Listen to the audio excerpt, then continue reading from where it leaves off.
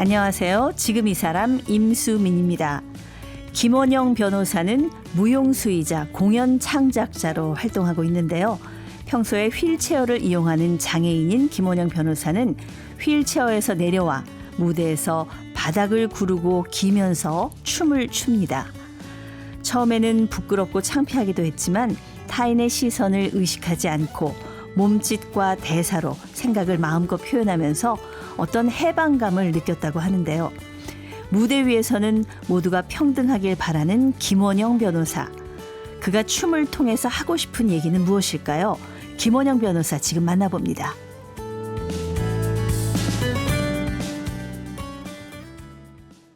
네, 하시는 일이 워낙 많으셔서 제가 어떻게 소개를 해야 될지 모르겠어요. 변호사시고 무용수시고 배우시고 네. 아무튼 네. 김원영 변호사님이라고 일단 인사를 드릴게요. 안녕하세요. 네, 안녕하세요. 김원영입니다. 네. 요즘은 뭐 본캐, 부캐 이렇게도 표현을 하던데 네. 예, 그 요즘 말로 여쭤보면은 본캐가 뭐고 부캐가 뭔지요? 일단 본캐가 변호사는 아닙니다. 아, 그래요? 네, 물론 한때 그랬으나 지금은 아닙니다. 지금은 본캐가 그럼 뭐신 거예요? 저는 그냥 작가라고 얘기합니다. 작가. 네. 뭐 글을 쓰는 것도 작가고 사실 공연을 만드는 것도 작가니까요. 네네. 네, 그게 가장 적절한 말 같습니다. 아, 그럼 작가님이라고 불러드려야 되겠네요. 그냥 원영님이라고 하셔도 됩니다, 사실. 뒤에 꼭 뭘 붙여야 되는 건 아니니까요. 요즘 또 젊은 친구들은 이름에 님자를 붙여서 이렇게 하더라고요. 저도 뭐 수민님 이렇게 원영님 이렇게 해서 네. 아, 그것도 괜찮은 방법이라는 생각을 좀 하긴 했습니다. 오늘 그렇게 해주시죠. 네. 제가 근데 그 청취자분들이 좀 당황하실 것 같긴 한데 네. 그럼 김원영님으로. 네, 원영님 해주십시오. 원영님. 네, 오늘은 김원영님으로 하겠습니다. 저 수민님 하겠습니다. 네, 수민님으로 해주세요. 네. 아, 제가 사실은 그 휠체어를 이용하는 무용을 하시는 장애인 변호사님이다. 이렇게 소개를 해드렸어요. 무대에서 춤을 추신다. 그래서 제가 영상을 찾아봤는데 네. 굉장히 정말 진지하게 그 소울이 제가 느껴지더라고요. 네. 어떻게 춤을 추게 되셨는지. 사실 춤이라고 얘기하기가 참 민망하긴 한데요. 네. 뭐 넓은 의미의 춤이죠. 그러니까 신체 몸을 사용해서 어떤 것을 표현하고 어떤 생각이나 아이디어나 이런 것들을 표현하는 작업인데 그걸 한 건 사실 꽤 됐습니다. 제가 10년 넘었고요. 네네. 네, 근데 이제 본격적으로 뭔가 이 공연은 춤이야. 나는 춤을 추고 있어. 라고 이렇게 말할 수 있게 된 건 사실은 한 뭐 3, 4년 네. 정도 된 것 같아요. 네. 그렇군요. 사실은 저는 휠체어를 타고 춤을 추신다 그래서 제가 처음에 영상을 보기 전에 상상했을 때는 휠체어를 이렇게 돌리면서 춤을 추시겠구나 네. 그렇게 생각했는데 휠체어에서 과감하게 내려오시더라고요. 네, 사실 그 예. 휠체어 댄스도 많이 있거든요. 휠체어를 네네. 가지고 되게 기술적으로 어떤 걸 표현하는. 네. 저도 그런 걸 뭐 가끔 하기도 하는데 저는 이제 그거보다는 좀 더 제가 움직이기 편한 방식들을 찾아서 하다 보니까 주로 이제 뭐 바닥에서 하기도 하고. 네. 네. 현대무용 사실 바닥에서 무용수들이 많이 굴러다니거든요. 예. 네. 그래서 저도 바닥에서 구르기도 하고 뭐 그렇게 하고 있습니다. 네. 근데 사실은 제가 잘 몰라서 하는 질문일 수도 있는데 내려오시면 좀 불편한 거 아닌가요? 사실 물론 내려와서 굉장히 움직이는 게 어려운 분들도 많이 계시죠. 네. 그런데 저는 사실 그게 그렇게 어렵진 않고요. 예. 근데 다만 사람들의 시선은 좀 부담스러워요. 처음에는. 예. 그러니까 충분히 내려와서 움직일 수 있지만 어쩐지 좀 내려오면은 약간 그 발가벗는 느낌? 그런 게 있었기 때문에 왜냐하면 집에서만 내려오지 어떤 바깥에서 누가 보는 앞에서 내려온 적은 없으니까요. 한 번도. 네네. 그게 좀 어려웠습니다. 예. 네. 지금은 괜찮으신가요? 완전히 괜찮냐고 물어보면 그러진 않을 수도 있어요. 지금 저보고 내려오라고 하시면 못 내려오는데 근데 공연이라는 어떤 특정한 네. 맥락 또 어떤 관객에 대한 믿음 네. 이런 게 있으니까 예. 예. 한번 내려왔더니 굉장히 속이 시원하더라고요. 예. 그렇군요. 이렇게 할 수 있는 걸 그동안 내가 안 했다니 약간 이런 생각. 네. 아무래도 좀 보통의 그 안무와는 좀 다른 안무가 필요할 것 같은데 안무를 직접 짜십니까? 제가 짠 공연도 있고요. 네. 또 같은 동료가 또 안무가로서 훈련을 오랫동안 했던 동료들이 같이 이제 여러 가지 움직임을 해보면서 네. 제가 하기에 적절하고 또 좋은 움직임들을 같이 찾기도 하고 예. 그렇습니다. 주로 어떤 동작들로 춤이 이루어지나요? 우리 김원영님 같은 경우에는. 아까 말씀하셨던 것처럼 휠체어를 타고 어떤 기술적인 걸 하기도 해요. 네. 그러니까 보통 어떤 일반적으로 무용수들이 걷거나 뛴다면 저는 이제 휠체어의 움직임을 속도를 다르게 여러 가지 방식으로 변주하기도 하고. 근데 이제 그것만 하는 것이 아니고 휠체어 없이 뭐 팔을 이용해서 바닥을 움직이거나 네. 뭐 구를 수도 있고요. 예. 뭐 그런 움직임들 다양하게 발명하고 있죠. 예. 그렇군요. 아무래도 비장애인보다는 몸을 쓰는 데 있어서 제약이 있을 거 아니에요. 네네. 그래서 좀 여러 가지로 춤을 추는 데 있어서 불리하지 않을까 저는 그렇게 생각이 들었는데 그래도 내가 이것만큼은 더 자신 있다 하는 동작이 있으신지요? 사실 그 불리하다 유리하다도 사실 딱 단적으로 말하기 어려운 것 같아요. 물론 네. 저한테 누가 발레를 추라고 하면 예. 그건 불리하겠죠. 어렵겠죠. 현실적으로. 그런데 현대무용에서 많이들 하는 어떤 바닥 움직임들이라면은 오히려 저는 사실 어렸을 때 그 사춘기 뭐 그때까지 휠체어 없이 집에서 생활했거든요. 네. 그냥 바닥에서 늘 생활하고 팔로 체중을 지탱하고 그 일상이었거든요. 예. 그러니까 오히려 바닥 움직임을 하라고 하면 다른 무용수들보다 제가 더 움직임의 범위라던가 질감이 다양할 수도 있죠. 예. 그렇겠네. 오히려 바닥이 더 편안할 수도 그럴 수 있죠. 있겠네요. 네네네. 그리고 아무래도 이제 하체보다는 상체로 네, 맞습니다. 많이 의지를 하셨기 때문에 오히려 더 힘이 더 셀 수도 있고. 네, 그럼요. 네. 예. 그렇습니다.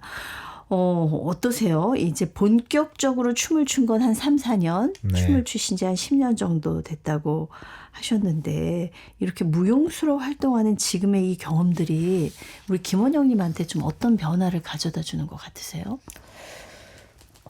일단 과거에 제가 주로 이제 글을 쓰고 또는 변호사로 활동할 때는 어쨌든 이제 언어로 누군가를 만나는 거거든요. 네. 예, 언어를 통해서 뭐 지금 이 시간처럼 말을 통해서 어떤 청취자분들이나 독자님들을 만나고 또는 말을 통해서 어떤 권리를 뭐 주장하거나 누군가를 또 옹호하거나 이런 활동들을 하는 건데 지금은 사실 굉장히 비언어적인 활동이잖아요.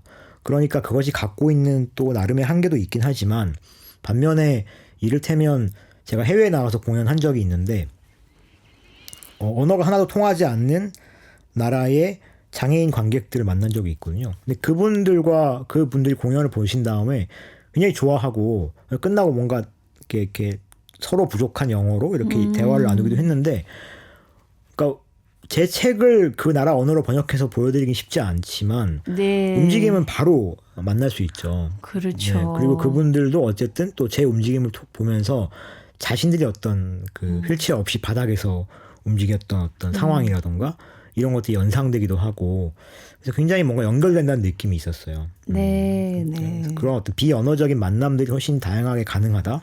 그게 주는 즐거움이 있는 것 같습니다.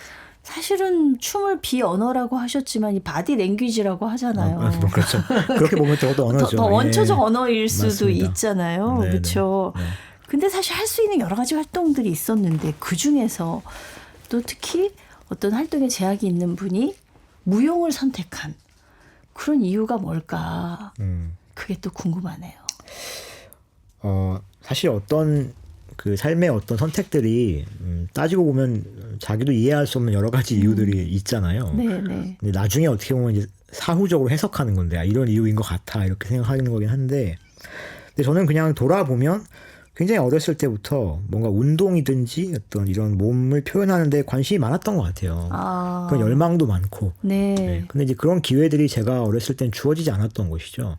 그리고 뭔가 그렇게 자기를 드러내는 것이 굉장히 부끄럽거나 좀 부적절한 것으로 여겨졌던 특히 뭐 지금도 좀 그렇지만 네. 뭐 제가 어렸던 90년대라든가 이럴 땐 더 심했으니까요. 그래서 그때 제가 선택할 수 있는 어떤 가장 적절한 할 수 있는 직업을 선택했던 것이고 네. 시간이 흐르면서 사회가 좀 바뀌고 저도 이제 좀 그런 사람들의 시선 같은 조금씩 자유로워지고 이제 어른이 되면서 좀 자유로워진 거죠.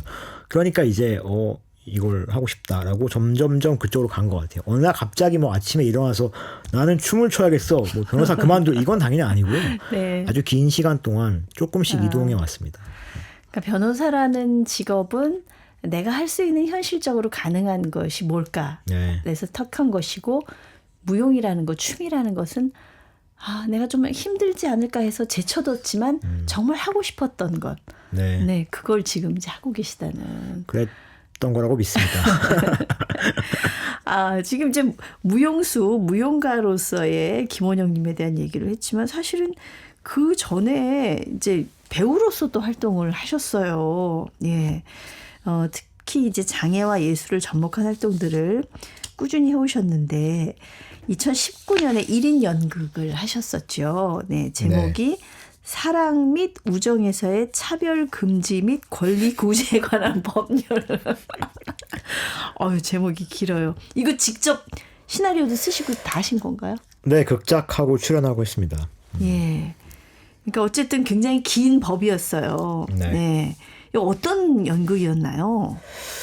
그러니까 제가 뭐 배우나 무용수가 딱 갈라지는 건 사실 아니고요. 그러니까 현대 공연이 뭐 춤과 연기가 이렇게 겹쳐지는 것도 많이 있는데 이 공연도 연기를 좀 하기도 하고 또 그냥 춤을 추기도 하는 그런 공연이었는데 이 공연 자체는 그러니까 이 이름 자체는 우리나라의 그 장애인 차별금지 및 권리 구제 등에 관한 법률이 있습니다. 맞아요. 거기에서 장애인을 빼고 거기다 사랑 및 우정에서의 맞습니다. 차별금지 이렇게 넣으신 거군요. 예. 그래서 그 법을 이제 가지고 와서 제가 법의 내용을 바꾼 다음에 그걸 이제 공연에서 관객들에게 나누고 그것이 가지고 있는 어떤 한계랄까요? 그런 것을 좀 이야기하는, 보여드리는 그런 공연이었죠. 그러면 이제 법조항을 실제로 쓰셨겠네요? 네, 그 원래 있는 장애인 차별금지법을 갖고 와서 내용도 바꿨죠, 그걸. 사랑 및 우정에서의 차별금지로. 네네네. 뭐 이런저런 내용 만들기도 하고. 네. 무슨 계기가 있으셨어요? 그러니까 제가 그냥 갖고 있는 오래된 문제의식은, 그러니까 변호사로 일하면서도 갖고 있던 오래된 문제의식은, 물론 이제 법이 굉장히 중요하거든요.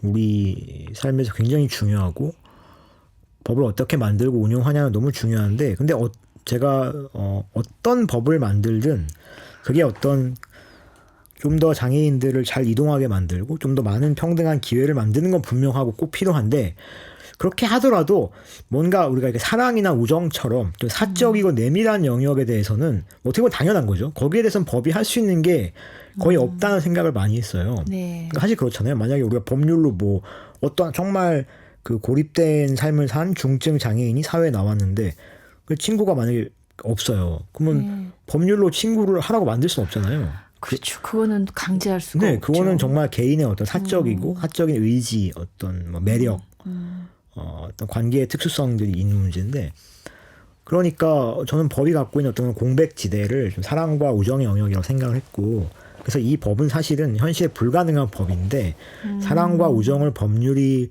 관장한다면 어떤 모습이 될까? 그게 얼마나 터무니없을까? 이런 거를 좀 보여드리고 그럼 어떻게 해야 될까를 좀 얘기하는 그런 극이었습니다. 네. 법을 아무리 잘 만들어도 사랑과 우정을 우리가 어찌할 수는 없으나 그러나 우리가 어떤 기회로 어떻게 만난다면 법과 무관하게 다양한 조건을 가진 사람들이 친구가 될 수 있고 혹은 어떤 연인이 될 수도 있고 가족이 될 수도 있고 그런 관계로 갈 수 있다라는 걸 보이고 싶었고 그게 뭔지 사실 모르죠. 근데 제가 생각하는 그냥 한 가지는 그게 바로 춤이었던 것 같아요. 그래서 이 공연이 처음에 이 법에 대한 내용을 변호사가 나와서 한참 설명합니다. 1인 2역을 하는 건데요. 변호사도 됐다가 뭐 무용수도 됐다가 그러시는 거군요. 예. 처음에는 막 설명해요. 이 법이 어떤 법이고 뭐 우리가 뭐 대학에 들어가면 몇 시간 동안 억지로 친구를 해야 되고 뭐 이런 말도 안 되는 얘기를 막 하거든요.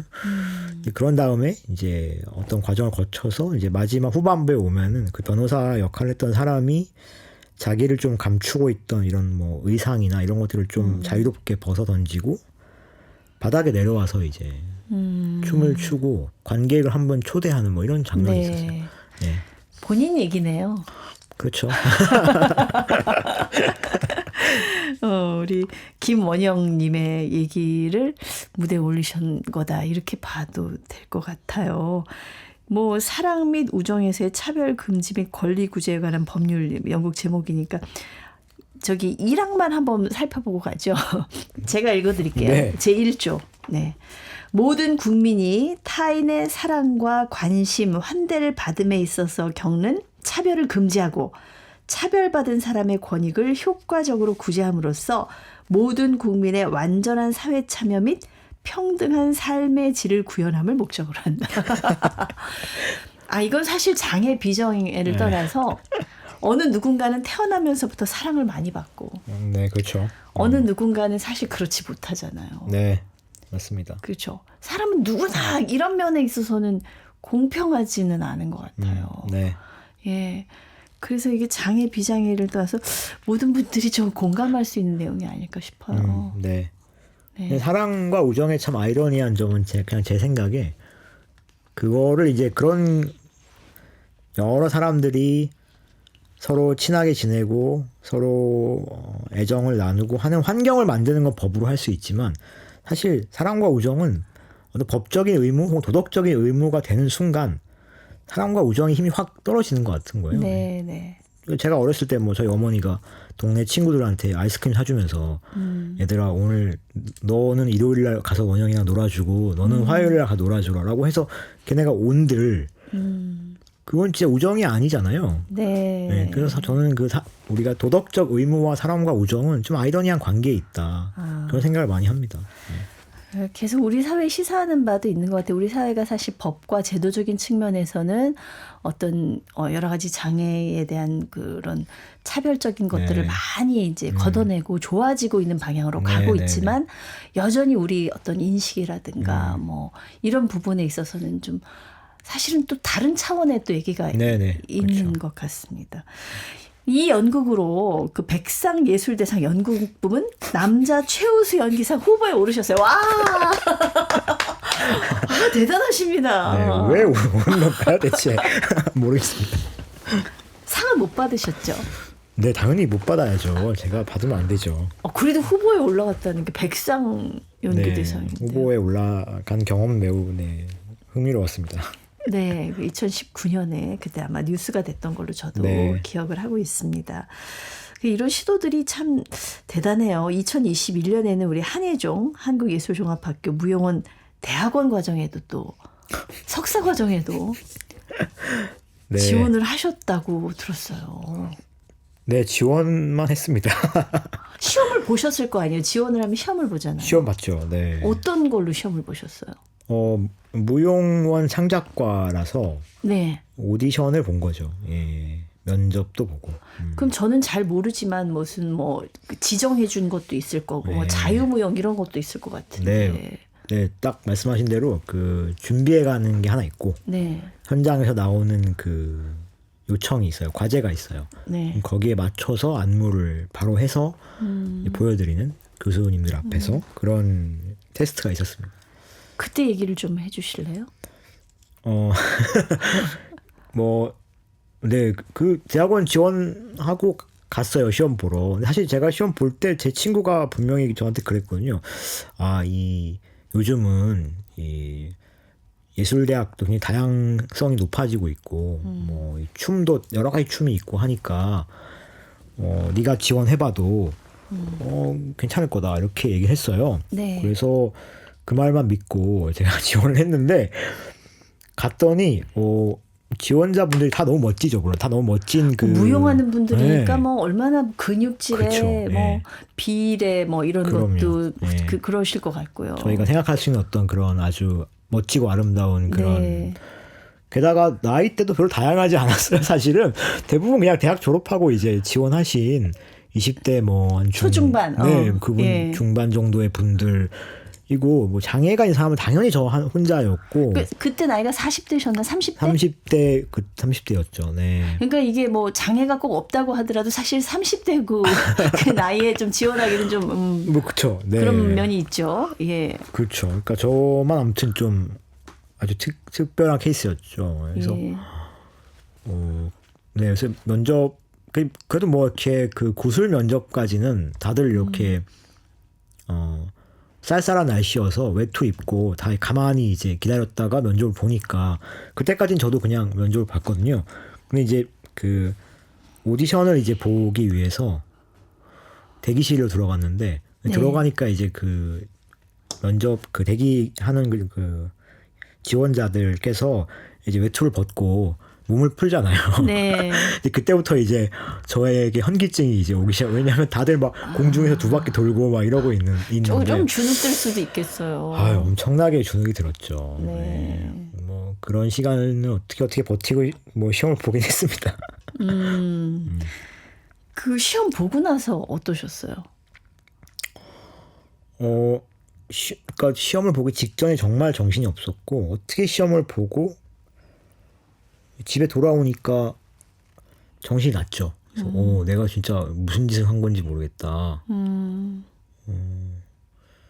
왜 한 거지? 뭐 이런 생각도 들기도 하고 잘했나 싶기도 하고 예, 뭐 그랬습니다. 네. 어떻게 결과는? 떨어졌죠. 떨어졌고.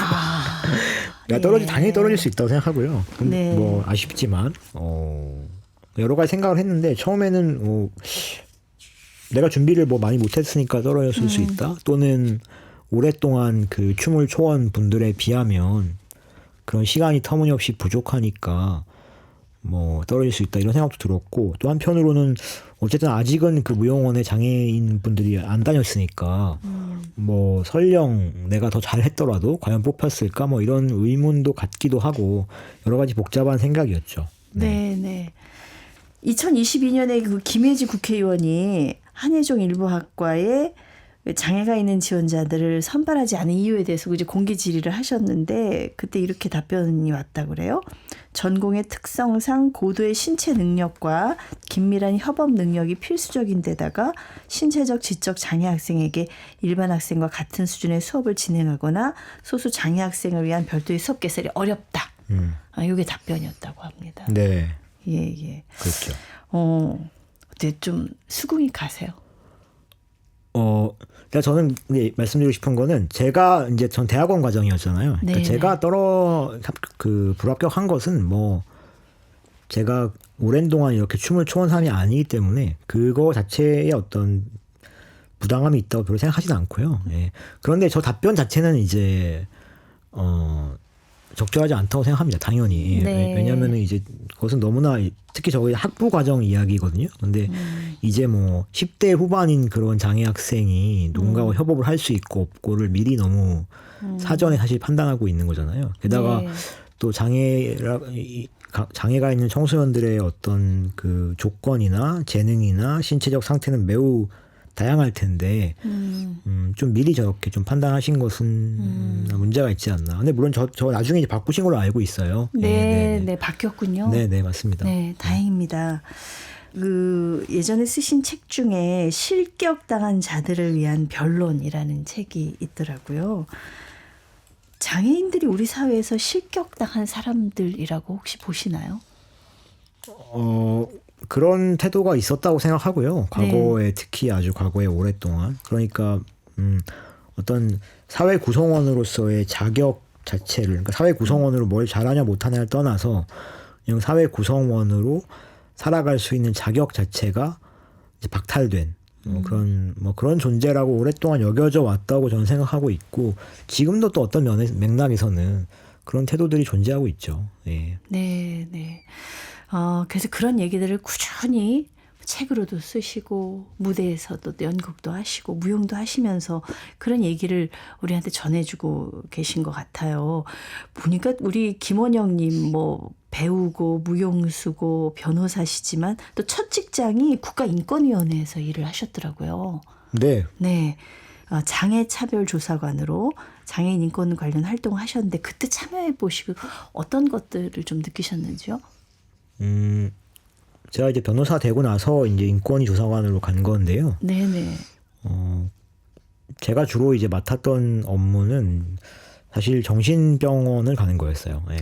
정신병원에서 강제 입원된 이제 환자분들이 나의 입원이 부당하다 이제 이렇게 하면은 이제 가서 이야기 들어드리고 실제 이제 병원의 서류 같은 것도 검토하고 환경도 보고 이런 일들을 그것만 한 것은 아닌데 좀 이제 일하는 기간 동안에 이제 가장 많은 시간을 할애했던 게 그 업무였는데요. 지금은 그래도 많이 나아졌다고 제가 들었습니다. 근데 그때만 해도 한 10년 좀 안 됐는데 그때만 해도 그 작은 병원들 중에 굉장히 환경이 열악한 병원이 많았어요. 물론 잘 하시는 병원도 있지만 그래서 가면 정말 감옥 같은 그런 공간에서, 그러니까 물론 이제 정신적인 그 질환이 있고 자신의 병에 대한 인식이 없으신 분들에 대해서 일정한 그런 비자의 입원이 필요할 수도 있다는데 공감하고 있거든요. 일정 조건에서.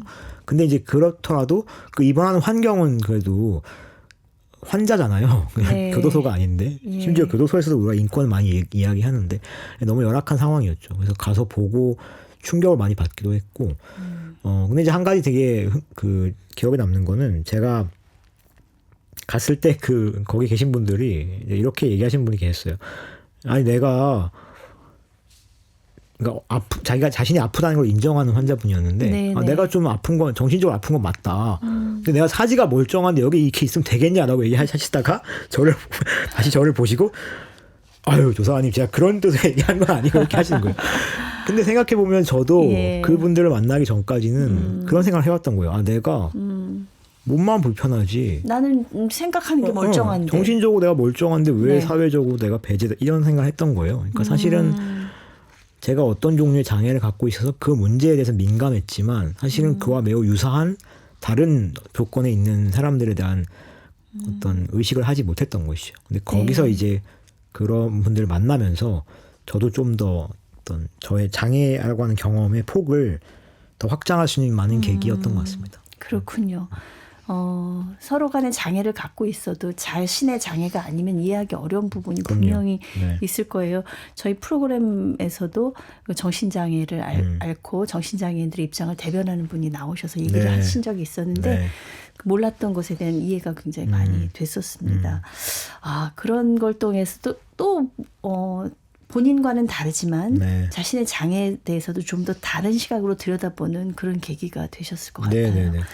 네, 정말 변호사로서, 배우로서, 무용가로서, 작가로서 많은 활동을 해오셨는데, 사실 어린 시절에 지금의 어떤 정체성이 형성되기 전까지는 그냥 힘든 그런 시간들도 있으셨을 것 같아요. 네. 네, 그 얘기를 다음 시간에 저희가 좀 모시고 얘기를 나눠봤으면 합니다. 네.